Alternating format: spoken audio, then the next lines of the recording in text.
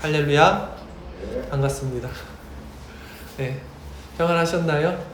네, 감사합니다. 우리 오늘도 하나님 앞에 나와서 함께 예배드릴 수 있게 해주시는 애 너무 감사함을 드립니다.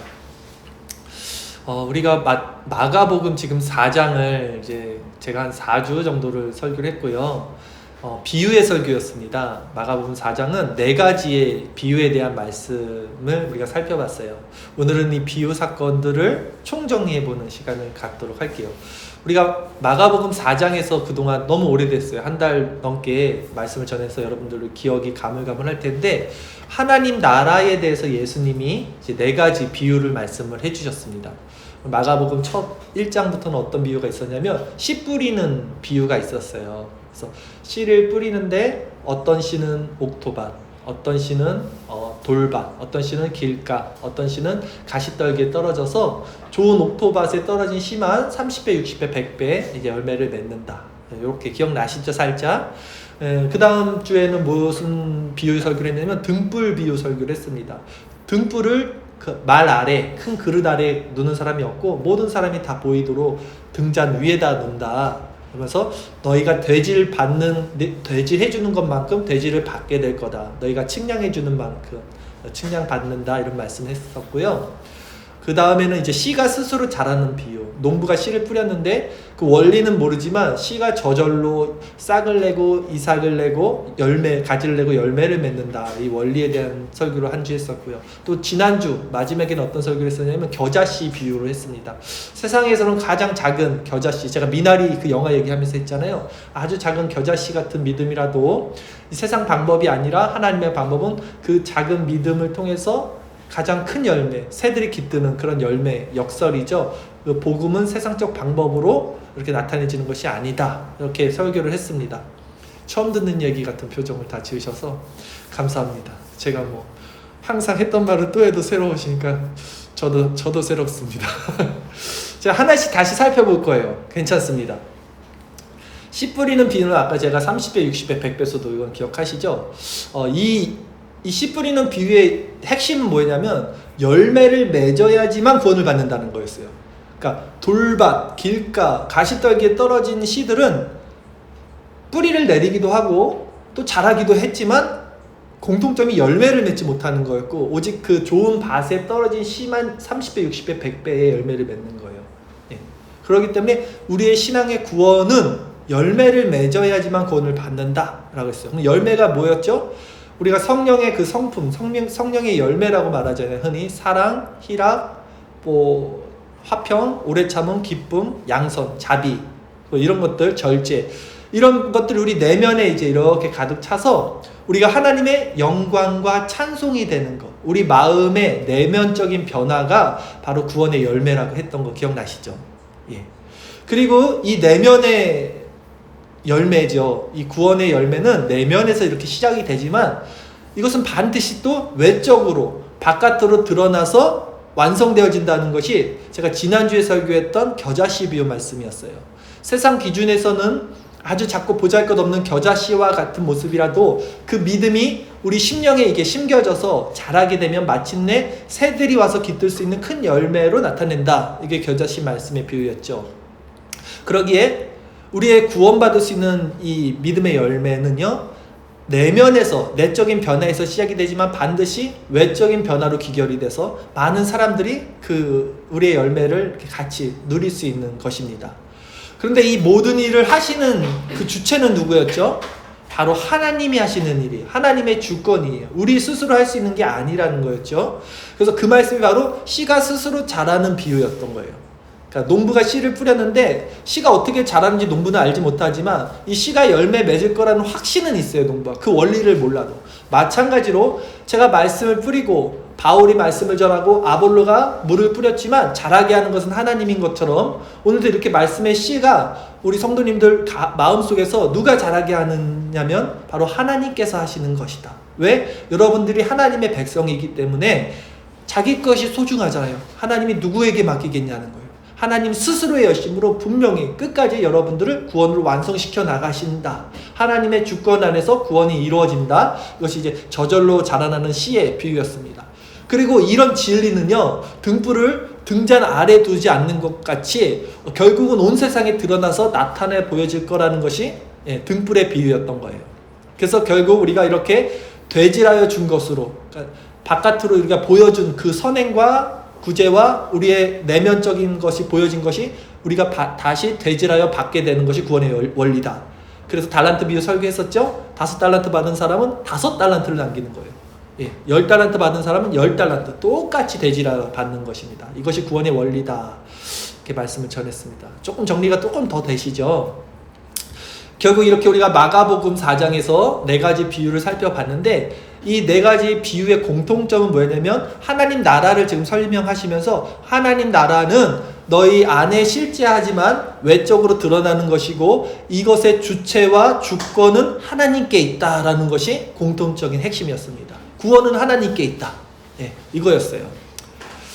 좋은 땅에 씨가 뿌려진 것도, 뿌려진 씨가 자라는 원리도, 또 작게 보여지는 그 씨가 결국 큰 열매를 맺게 되는 것도 결국 하나님의 주권이라는 것입니다. 그러기에 오늘 성경에서 나오는 이런 비유들을요, 우리가 이렇게 어떻게 이해해야 되는지는 매우 중요한 문제입니다. 이것을 나의 열심, 나의 선행으로 바라보는 관점으로 갈 수도 있는 구절이었는데, 오늘 제가 말씀드린 것은 전적인 하나님의 주권과 은혜 안에 있었던 것이다. 이렇게 규결을 시켰잖아요. 그래서 우리가 이렇게 성경을 바라보는 관점이 매우 중요해요. 같은 성경을 놓고도 다르게 성경을 해석하는 분들이 계시겠죠. 그래서 오늘은 성경에 나오는 특히 이 비유 말씀, 하나님 나라의 비유에 대해서 예수님 말씀하셨잖아요. 이 비유들을 우리가 어떻게 바라보고 어떤 관점에서 해석해야 되는지, 올바른 성경 해석에 대해서 성경을 보는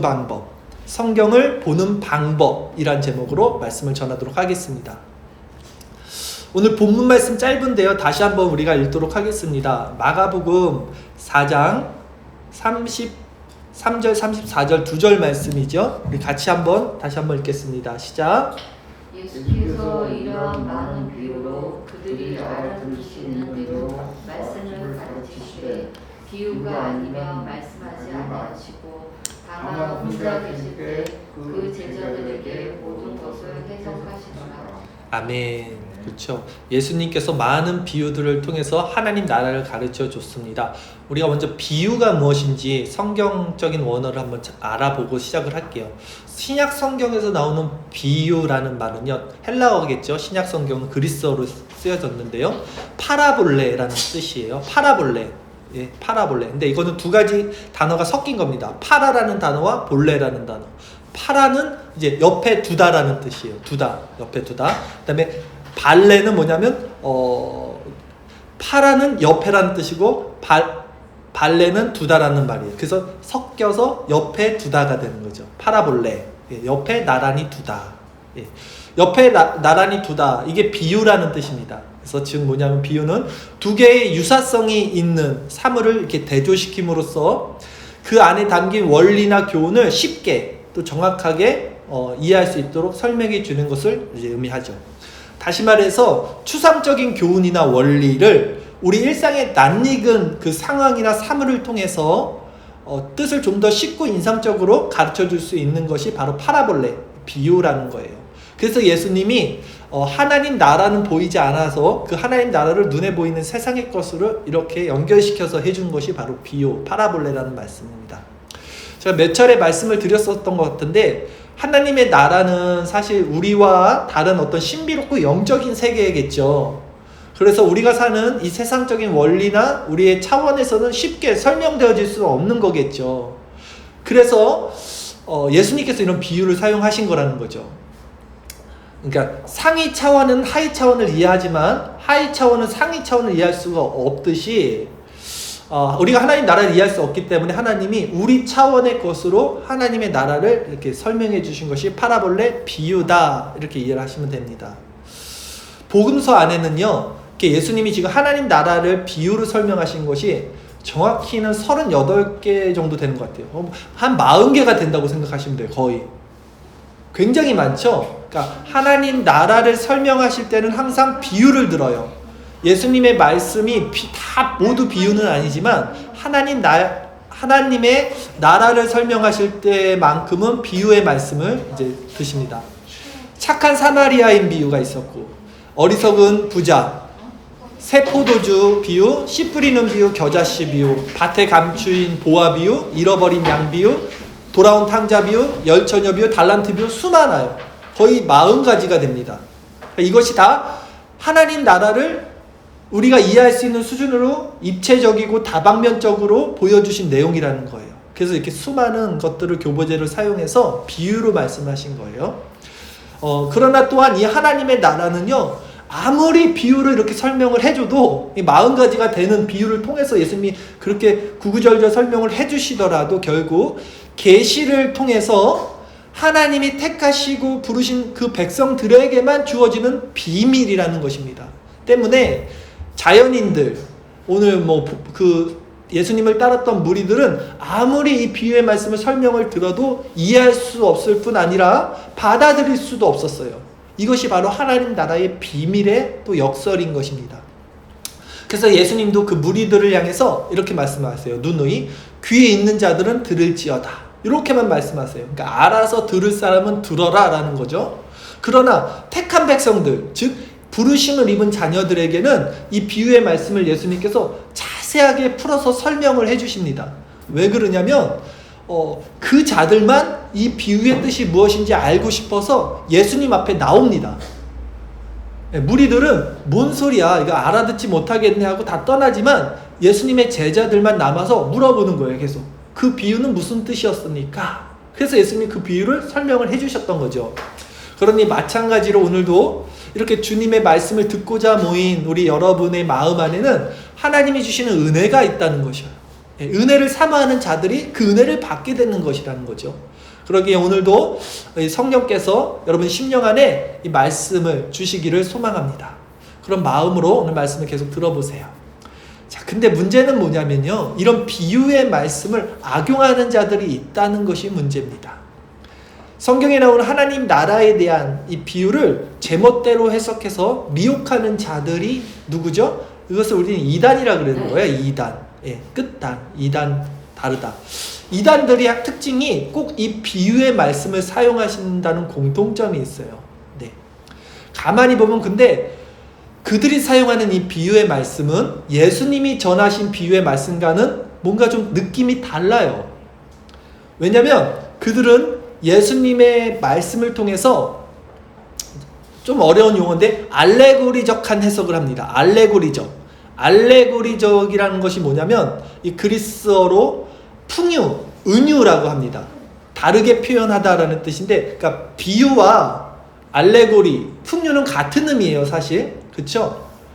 근데 이 알레고리적한 해석과 예수님이 하신 비유 해석은 다음과 같은 차이점이 있어요.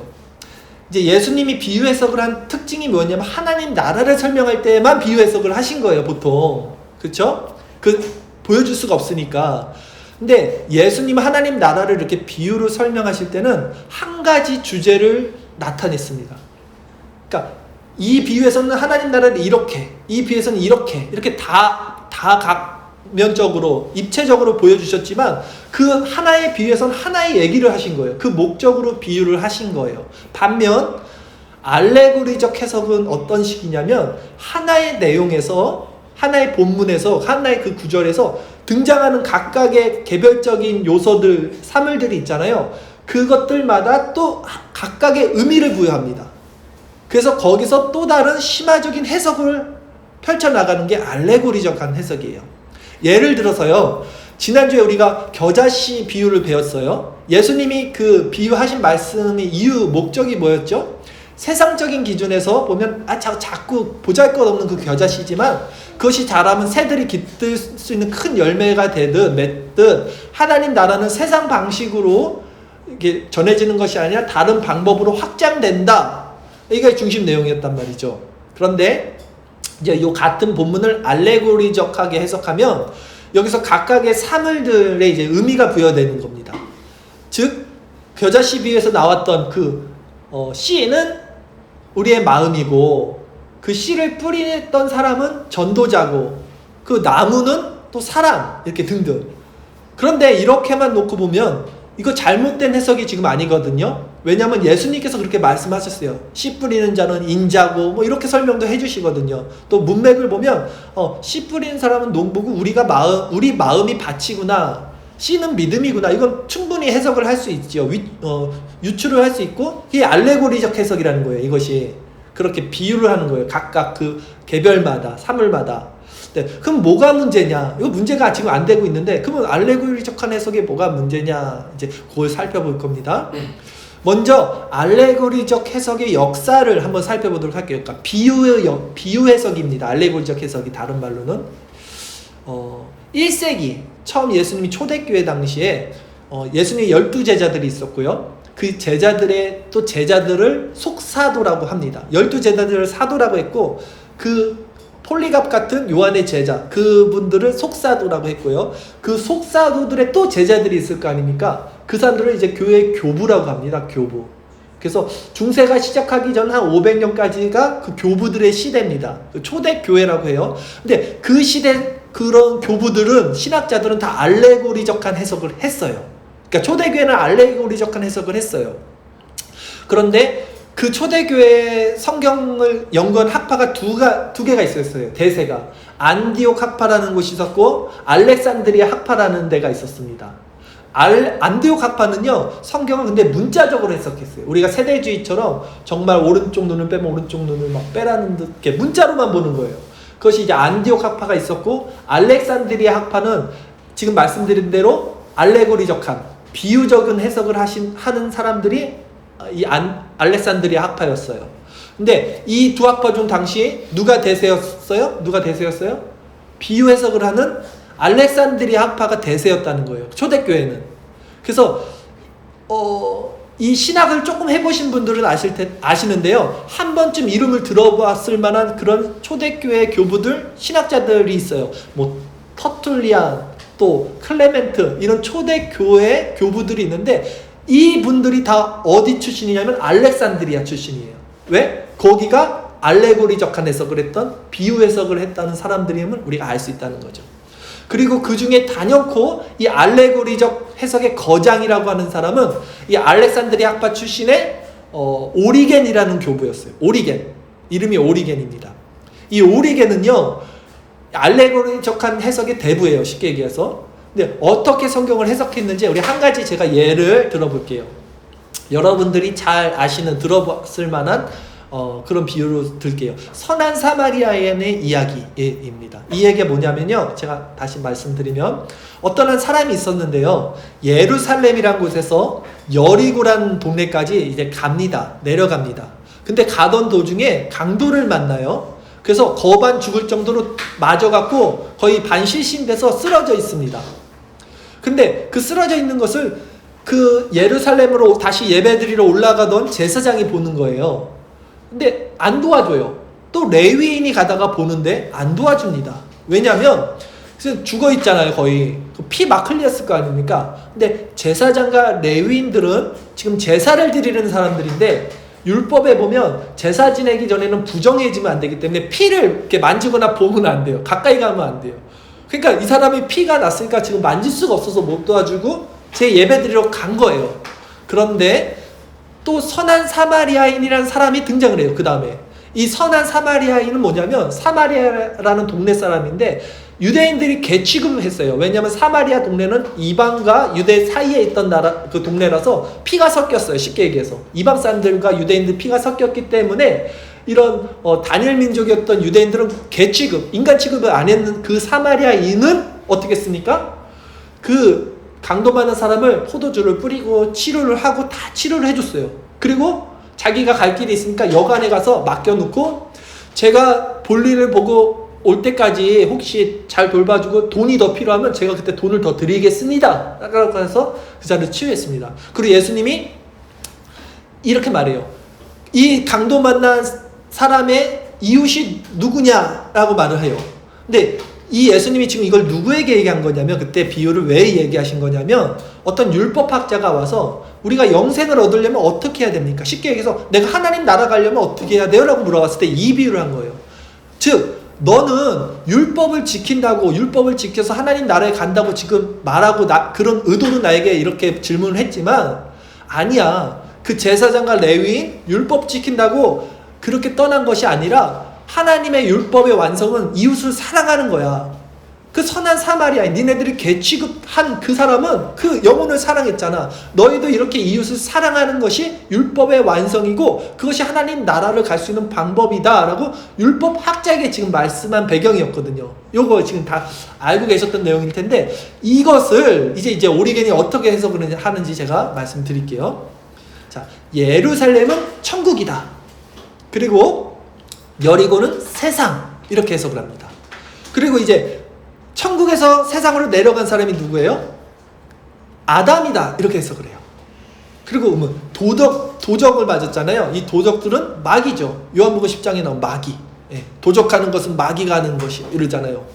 그리고 이제 아담이 도적을 당해서 이제 거반 죽어 있을 때 그렇게 당한 아담의 그 죄, 그 사람의 죄는 바로 그 사람의 부상은 죄다. 예. 그리고 그 사이에 지나갔던 제사장은 율법. 근데 선한 사마리아인이었죠. 그 사람이 바로 예수님이다. 그리고 여관으로 데려갔잖아요. 거기서 치료해 줬어요. 그 여관은 교회다. 예. 그리고 그 여관집 주인이 있을 거 아닙니까? 아니, 오리겐이 이렇게 해석을 했다고 하더라고요. 그 여관집 주인은 교회를 책임지고 있는 천사. 예, 천사다. 또 웃으니까 제가 설교를 못하겠어요. 선한 사마리아인이 돌아온다 그랬잖아요. 예, 그러니까 여관 주인한테 혹시 비용이 더 들면 내가 돌아오는 길에 더 줄게요. 그 돌아온다고 하시는 것이 바로 이제 그리스도의 재림이다. 다시 돌아온다는 재림이다. 이렇게 해석을 했어요. 근데 이거 오리겐뿐만이 아니라 그 1세기 그런 거의 모든 알렉산드리아 학파의 그런 교부들은 이런 알레고리적한 해석을 했다는 것입니다. 이렇게 알레고리적 해석은요, 원래 비유 말씀의 목적을 넘었어요. 지금 예수님이 그 율법사에게 어떤 것을 가르쳐 주기 위해서 이 예를 들은 거잖아요, 지금. 근데 그것을 넘어서 그 각 사물마다 또 다른 의미를 부여해서 심화적인 해석을 하는 것이 알레고리적 해석이다. 이제 조금 감이 오시죠? 알레고리적 해석이 뭔지. 그리고 이런 알레고리적한 해석은요, 신학대전이라는 큰 위대한 책을 쓴 토마스 아퀴나스, 그러니까 중세까지 이어져요. 중세까지 이게 대세였다는 거예요. 이런 해석이 당연한 것으로 알고 있었던 거예요. 모든 이제 사람들이. 그러면서 박수 치겠죠. 이야, 멋진 해석을 우리 교부님들이 역시 대단해. 우리와는 달라. 어떻게 이렇게 영예를 하실 수 있죠? 이렇게 막 생각을 하실 거예요, 사람들이. 그런데 이제 중세가 끝나고 종교개혁이 시작되면서 판이 바뀝니다. 종교개혁자 루터는요, 성경에서 말하는 이런 알레고리적한 비유 해석은 옳지 않다. 이것은 하나의 문맥과 그 앞뒤 전후를 보면서 아까 말씀드린 대로 문자적인 해석을 해야지 의미가 있다. 이런 견해를 이제 피력합니다. 그리고 그 루터는 이 당시에 이 성경에서 문자적 의미 외에 다른 의미를 이렇게 부여하는 것을 바보들의 짓이라고 말했대요. 그리고 오리겐의 이런 알레고리적한 해석을 부인했습니다. 칼빈 역시 초대교회 이런 알레고리적한 비유 해석은 어리석은 행위다. 이렇게 혹평을 하며 성경 비유에서 이런 세밀한 부분까지 우리가 관심을 갖는 것은 헛된 호기심이다 라고 말을 했어요. 그래서 우리는 그리스도가 예수님이 말씀하는 것 이상의 것을 찾아서는 안 된다. 이게 유명한 말이고 개혁교회의 기치거든요. 말씀이 말하는 데까지 말하고 말씀이 말하지 않는 곳에서 멈춰라. 이게 개혁교회의 가르침의 기치예요. 네, 이게 이제 헛된 호기심이다. 이게 칼빈이 말한 겁니다. 참고로 그리고 이제 오리겐이라는 그 초대교회 교부는 이 알레고리적 해석의 대가는 553년 서기 제5차 종교회인 콘스탄티노플 종교회의에서 이단으로 이제 정제가 돼요. 결국은. 네. 자, 여러분 어떻게 생각하세요? 선한 사마리아인의 비유에서 정말 예수님이 이런 알레고리적한 의미를 내포해 두고 지금 율법학자에게 말씀을 전했을까요? 예수님께서 이 비유에 등장하는 인물들에게 그렇게 각각 다른 의미들을 설정해 놓고 그것을 설정해 놓고 이 율법사에게 전했을까 물어보는 겁니다. 사실 무엇이 정답이다라고 말할 수 없어요. 왜냐면 성경이 말하는 것까지만 말하기 때문에 되게 조심해야 돼. 그러니까 이단들의 특징은 되게 자신 있게 말해요. 진짜 이것은 이겁니다. 그러면 사람들은요 그걸 되게 좋아해요. 그러니까 앞에서 정확하게 말해주면요 인기가 좋아요. 사람들은 그걸 따라가거든요. 근데 진짜 성경을 아는 사람들은요 뭐든지 정확하게 말 못해요. 그런 거 그러니까 말을 되게 조심하게 했거든요. 그래서 교수들은요 말을 엄청 조심하게 해서 답답해요. 듣고 있으면 도대체 이거 그렇다는 거야 아니라는 거야. 근데 왜 그러냐면 그들이 너무 진짜 잘 알아서 그런 거예요. 오히려 모르는 사람들이 막말하는 거야. 이겁니다 저겁니다 그런 겁니다.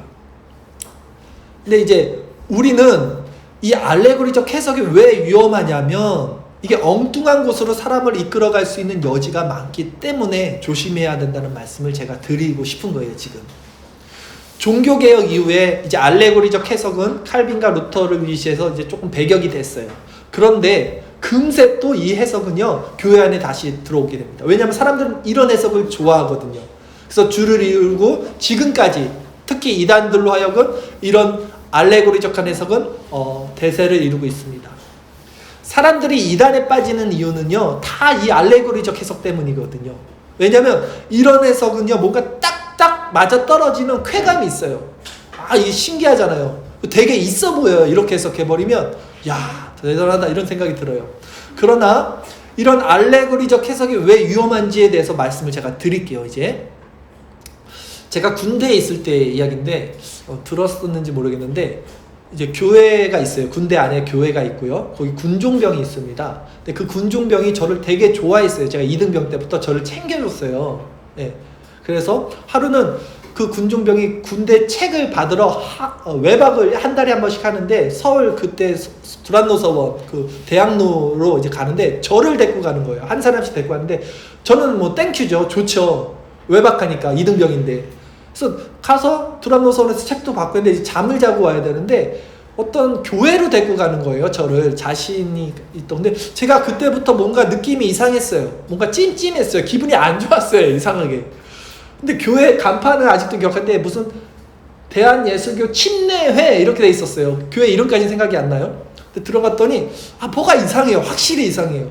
성경책은 있었는데 찬송가 말고 그들이 보는 찬송가가 또 따로 있었고요. 근데 아니나 다를까 어떤 사람이 딱 이제 등장을 해서 저를 앉혀놓고 그 밤에 야밤에 꼭 한 사람이 안 하고 한 사람 옆에 그냥 앉아있는 사람 있죠. 한 사람 가르치고 한 사람 옆에서 뭐 기도하는지 뭔지 모르는데 조수는 항상 있어요. 보면 이단들 꼭 둘이 다녀. 한 사람 왜 있는지 모르겠는데 걔는 거기 앉아있어 그냥. 그리고 이 사람이 이제 나한테 가르치는데 밤새 비유를 가르치는 거예요. 비유를. 그때 그 창세기 비유 아직도 기억해요. 그 아담은 뭐고 그 선악과 막 이런 거를 그림책을 막 보여주면서 다 비유를 가르쳐 주는 거예요. 근데 제가 그때 뭐가 이상해. 뭔지는 모르겠는데 왜 그냥 껴맞히는 느낌이 막 들었단 말이죠. 그렇게 해서 이제 부대 복귀를 했는데요. 그 다음에도 그분들이 계속 면회를 오는 거예요. 이제 주기적으로. 그래서 저를 그분들이 갖고 온 또 차에서 성경 공부를 시키는 거예요. 차 안으로 들어오게 해서 거기서 이제 먹을 거 주면서 같이 성경 공부를 하는데 저는 그때도 몰랐어요. 그냥 성경 공부 한다니까 공부를 한 거예요. 좀 하기 싫은데 그냥 한 거예요. 그런데 알고 보니까 그 사람들이 박옥수 구원파 쪽 사람들이었어요. 네. 박옥수라고 거듭남의 비밀 예전에 한창 유명했지. 지금도 유명해요. 지하철 가면 그 하얀 머리 할아버지 세미나 많이 하시잖아요. 그게 구원파거든요. 그쪽 사람들이었어요. 근데 그 사실이 나중에 부대를 통해서 알려지면서 제가 알게 된 거예요. 제가 직접 안 게 아니라. 그래서 그 군종 잘리고 저도 그 사령부까지 이제 들어가서 저도 이제 신문 당했어요. 너 거기 왜 갔어? 그러니까 오해를 산 거예요. 저도 같은 그 족속인 줄 알았나 봐요. 네, 그 오해를 샀어요. 근데 제가 그때 너무 큰 충격을 받아서 그 후로 한동안 교회를 못 다녔어요. 왜냐하면 어떤 교회가 진짜고 어떤 교회가 이단인지를 도대체 어떻게 알 수 있겠어. 그래서 내가 너무 무서운 거예요. 이제는 교회 가기가 함부로 어떤 교회도 못 가겠는 거예요. 한번 그런 일을 당하니까 그 충격이 컸던 겁니다. 이렇던 이단들은요 100이면 100 다 비유풀이를 해요. 짝풀이라고 하죠. 그들은 알레고리적한 해석을 합니다. 그리고 그들이 특징이 이거예요. 이렇게 말해요. 모든 성경은 비유로 돼 있어. 예수님은 비유로만 말씀하셨어. 예수님 비유로 말씀하시지 않았어요. 예수님은 하나님 나라만 그 40가지 비유로 말씀하신 거지. 복음서에 예수님이 그냥 말씀하신 것도 있는데 모든 성경은 다 비유로 돼 있고 이것이 2000년 동안 감춰져 있는데 사람들이 잘못 해석하는 거예요. 그래서 모든 교회들은 지금 다 작아야 잘못 해석하는 거고 우리만 이 진리를 알고 있어. 그래서 우리한테 이 진리를 배우고 알면 이것이 구원이다. 이 논리, 이 메커니즘 안에 있어요. 동일합니다. 구원파든 신천지든 뭐든 다 이 레파토리예요, 보면. 근데 저는 그때 다행히 그 가르침에 크게 동요가 안 되었는데 그때 이제 배웠잖아요. 그래서 이단들이 그렇게 가르쳤던 거구나를 지금 와서 이제 돌이켜보니까 깨달아지는 거예요. 그러니까 그들이 가르쳤던 내용들을 벌써 20년 넘었지만 제가 기억을 조금씩은 하는데 성경 구절을 일일이 다 찾아내요. 그들은 성경 구절을. 네. 그래서 자신들이 내는 그 주장에 근거하는 그 성경 구절을 껴맞춥니다. 그래서 여기 봐, 성경에 이건 이거라고 하잖아. 이렇게 우리들에게 확증을 줘요. 그런데 지금 와서 제가 그 생각해 보니까 매우 그것은 위험하고 근시안적인 알레고리적한 해석이었다는 거예요. 왜냐하면 성경 전체의 문맥과 지금 흐름, 예수님이 지금 누구에게 말씀하시는지, 왜 말씀하시는지 이런 것들을 파악해야 되는데 그런 걸 전혀 파악하지 않고 그냥 단어 하나하나에 집착해서 자신들의 논리에 껴맞춘 그런 조잡한 그런 해석이에요. 지금 정확히 제가 이해하고 보니까. 근데 일반인들은 박수치겠죠. 야, 너무 신기하다. 이렇게 딱딱 맞히네. 그 쾌감이 있다니까요. 그래서 빠지는 거예요. 그래서 위험하다는 겁니다. 예를 들어서 이런 알레고리적한 그들의 해석은 뭐와 같냐면 공중 화장실, 왜 아시죠? 공중 화장실이 뭐죠? 바깥에 있는 야외 화장실을 우리가 공중 화장실이라고 하잖아요. 근데 이런 해석을 만약에 이걸 단어로 나눠 보십시오. 공중, 화장, 실이 되잖아요. 그걸 나눠서 해석하면 어떻게 됩니까? 공중에 있는 메이크업하는, 화장하는 공간이 돼요. 전혀 다른 뜻이 돼버리잖아요. 단어를 나눠버리는 순간. 공중 화장실이. 그러니까 이런 식으로 성경의 전체적인 문맥을 이해하지 못하는 사람들에게 그 갖다가 붙이니까 사람들을 혹하게 미혹하는 거예요. 이것이 미혹이에요. 이것이 미혹한다는 것입니다. 그러니까 성경 말씀이 우리 마음을 쪼개야 되는데 이 사람들은 자기가 성경을 쪼개는 거예요, 그냥. 네. 그래서 그것에서 막 거짓 진리를 선포하고 있는 겁니다. 사람들은요, 근데 이런 말씀을 들으면 기존 교회에서는 듣도 보도 못한 말씀이거든요. 그래서 이것이 성경 어떤 구절, 어떤 맥락에서 나오는 것인지도 이제 파악하지 못하니까 그냥 신기하게 이게 잘 맞아 떨어지니까 여기서 희열을 느끼고 이단 사상에 빠지게 되는 겁니다. 그런데 진짜 문제는 뭐냐면요. 이들의 이런 알레고리적 비유 해석이 이렇게 1차적으로 끝나지 않는다는 데 있어요. 알레고리적 해석이 나쁘다는 건 아니었잖아요. 예수님도 알레고리적 해석을 했고 성경을 이렇게 설교를 하다 보면 알레고리적한 해석을 안 할 수가 없어요. 예. 우리가 십자가를 바라봅시다. 십자가는 예수님의 고난입니다. 이거 알레고리적이에요. 십자가가 고난이다. 비유잖아요. 그러니까 비유를 빠뜨릴 수가 없는데 이 알레고리적 해석의 진짜 문제는 뭐냐면 이렇게 1차적인 해석이 아니라 여기서 부가돼서 2차 해석으로 넘어가는 데 있어요.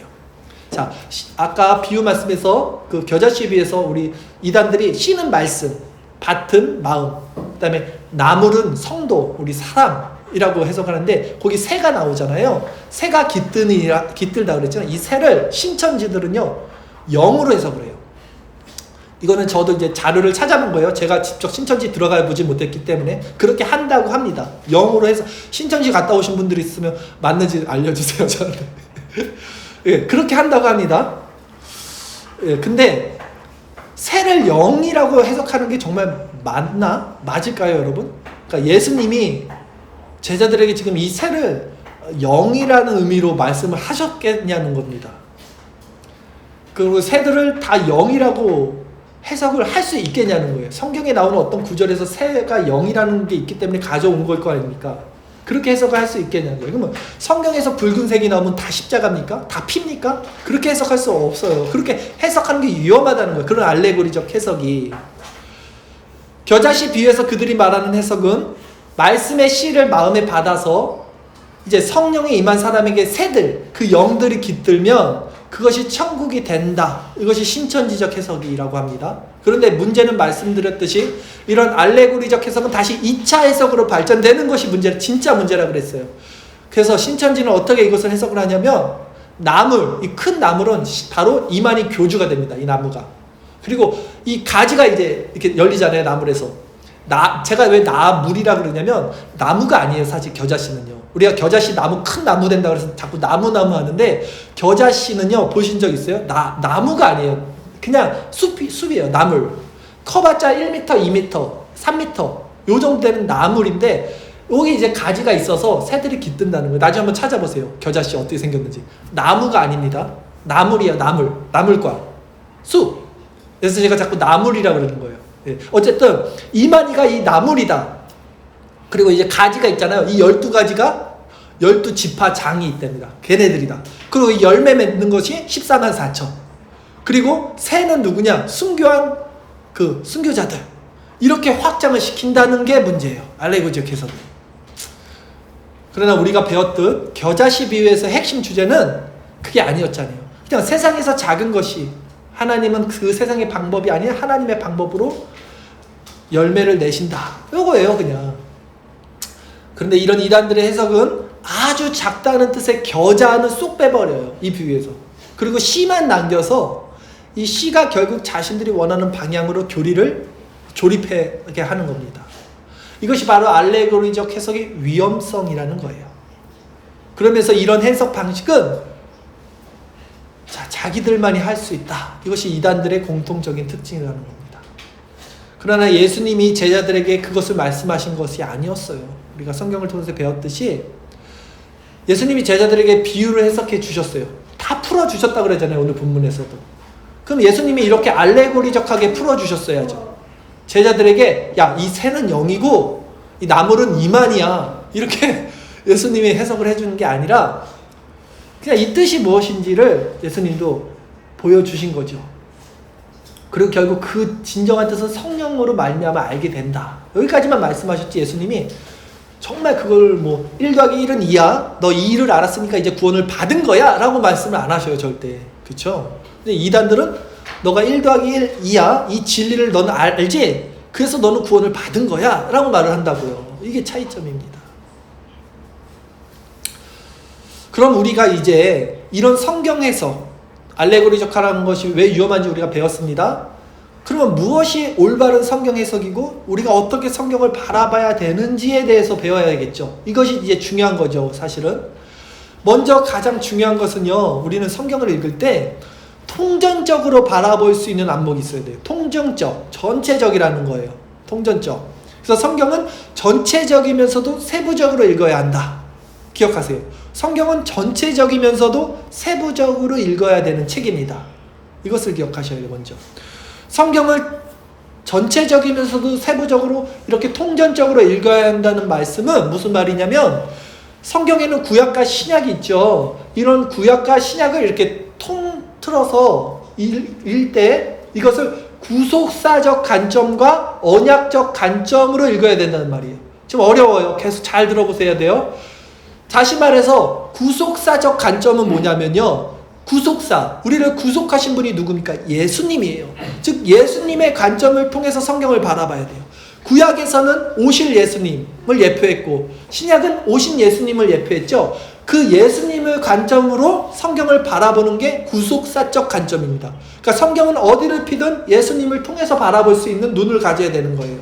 이런 구속사적 관점과 또 두 번째, 언약적 관점을 통해서 성경을 바라보는 것은 뭐냐면 언약은 뭐냐면 언약은 약속이죠. 그래서 구약은 옛 약속, 신약은 새 약속.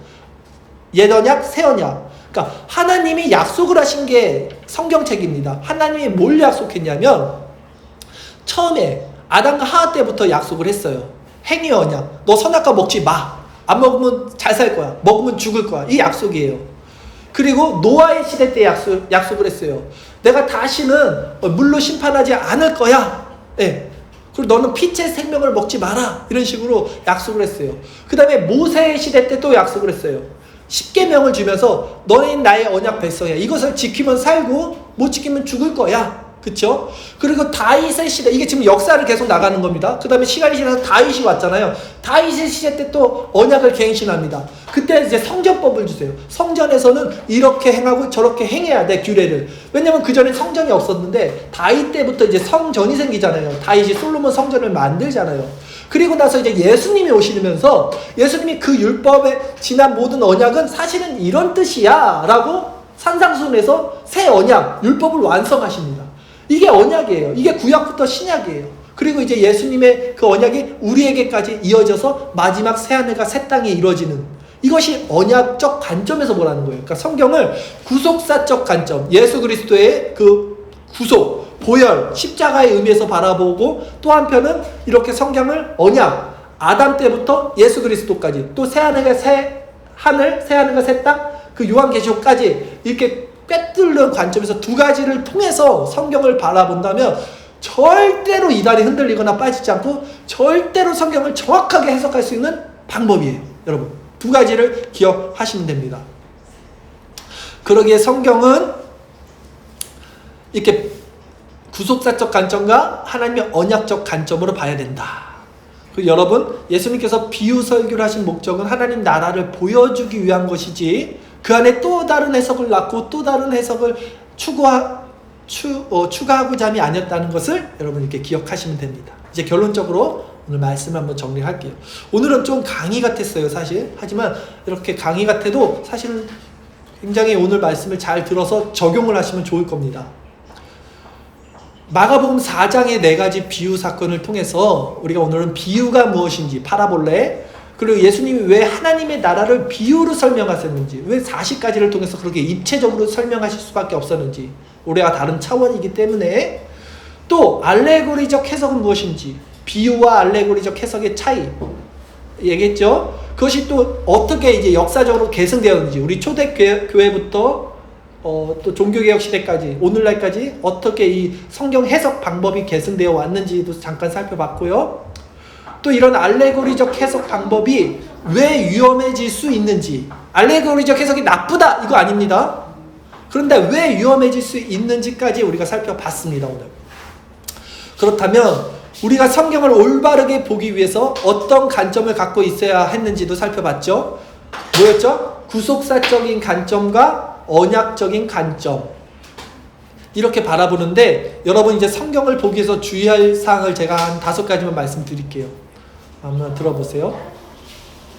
성경을 부분적 구절이 아닌 전체적인 문맥을 통해서 읽어야 됩니다.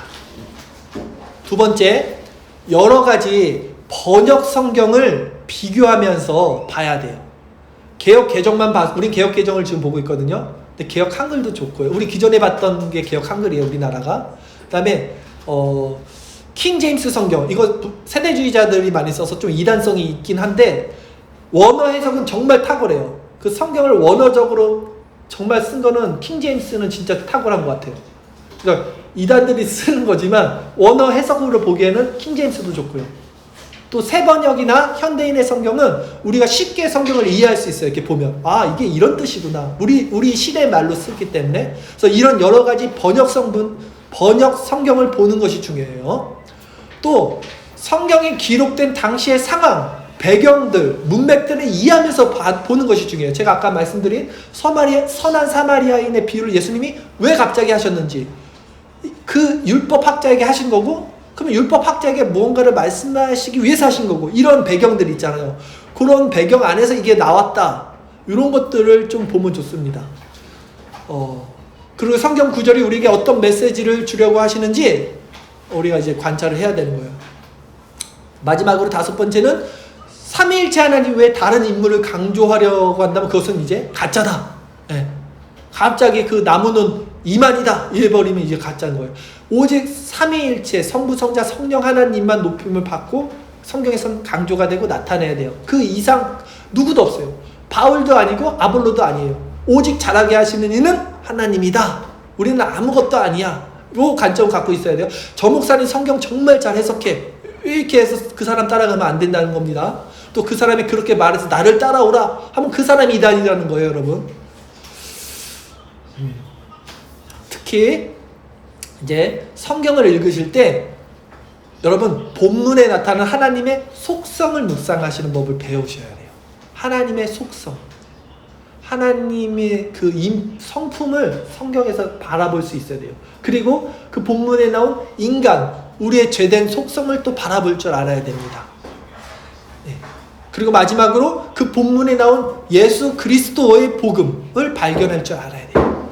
이것이 아까 말씀드린 구속사적 관점과 통전적으로 보는 성경 방법이라는 거예요. 다시 말씀드립니다.